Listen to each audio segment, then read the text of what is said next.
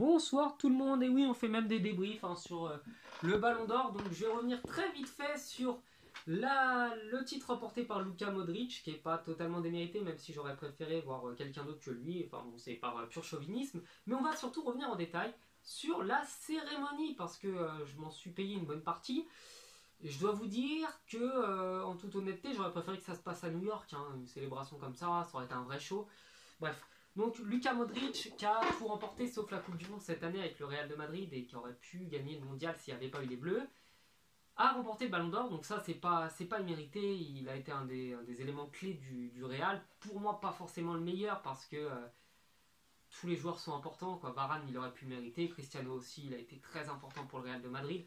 Donc Modric là, pour une fois c'est pas un attaquant qui est récompensé, ça change, la suprématie de Cristiano et de Messi prend fin enfin, il était temps quand même que ça change.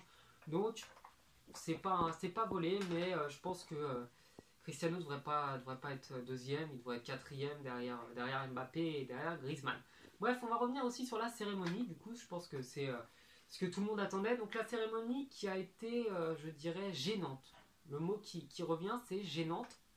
Pourquoi? Déjà parce qu'elle a duré 6 heures, donc c'est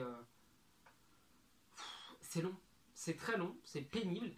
Il bouclait les trous avec 5 minutes de pub toutes les 10 minutes, donc on serait cru au Super Bowl, c'était assez gênant, assez embêtant, assez chiant même pour tout vous dire.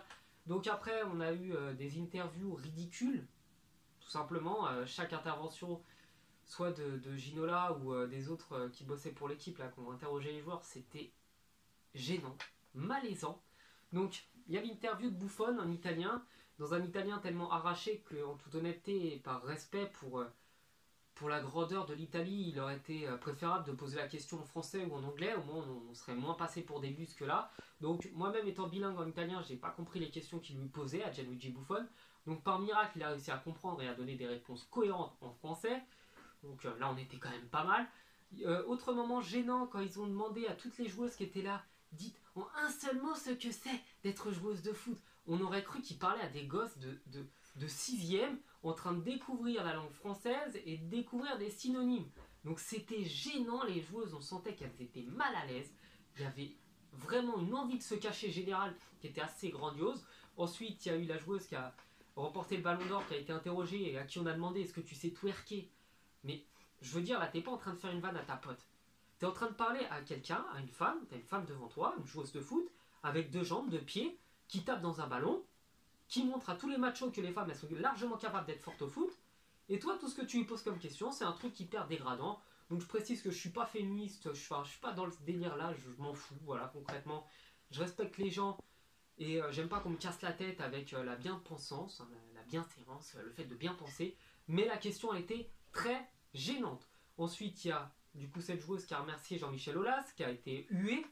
Donc pourquoi huer Jean-Michel Aulas alors que t'es pas là pour récompenser Aulas ou quoi que ce soit? C'est juste une joueuse qui dit ce qu'elle a sur le cœur, qui remercie son président qui lui a fait confiance et qui lui permet aujourd'hui d'être Ballon d'Or. Et ça siffle, donc le public était ridicule. Les invités, les chanteurs, machin, danseurs, personne ne les connaissait. Autre moment gênant, quand on demande à Kylian Mbappé s'il connaît Martin Solveig et qui dit non, c'est qui? Genre, vraiment sérieux le mec, c'était même pas une vanne. Alors que Solveig, c'était censé être la star du show. Et c'est un inconnu. C'est un inconnu pour les trois quarts des gens. Donc moi je le connaissais déjà, mais personne ne le connaît. Et pour conclure, les moments gênants, donc le spectacle de hip-hop avec une musique qui cassait la tête. Ça a duré 5 minutes, on savait pas où se foutre. Après, il y a eu VG Dream qui a chanté devant Modric qu'on était champion du monde. Mais les mecs, ça fait 4 mois, 5 mois qu'on est champion du monde. Au bout d'un moment, il faut aussi passer à autre chose. Après, il se permet du coup de passer devant Modric sans lui serrer la main alors que c'est un grand champion. Et que dans le football, on apprend le respect. Et c'est même un truc qu'ils ont sur les maillots, respect, fair play. Ça, c'est pas respectueux, c'est pas fair play. Donc, autre moment gênant de cette cérémonie. Non, dans l'ensemble, il y a pas mal de choses sur lesquelles on pourrait revenir qui ont été embêtants. Voilà, ça m'a fait chier, clairement.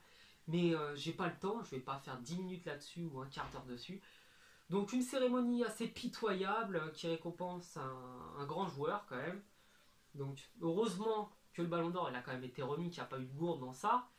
Mais des commémorations, des cérémonies comme ça, franchement, pitié, délocalisez-les, mettez-les ailleurs. mettez-les aux États-Unis, je vous le demande, avec un vrai choix à l'américaine, avec Rihanna, comme au Super Bowl, des trucs de ouf, des feux d'artifice, mais là c'était une salle qui était plate, personne suivait, les gens ils en avaient marre, et le public c'était encore pire, et puis les journalistes, quelle horreur. Bref, je vous souhaite de passer une bonne soirée, j'espère que vous êtes bien amusés, et je vous dis à la prochaine, ciao.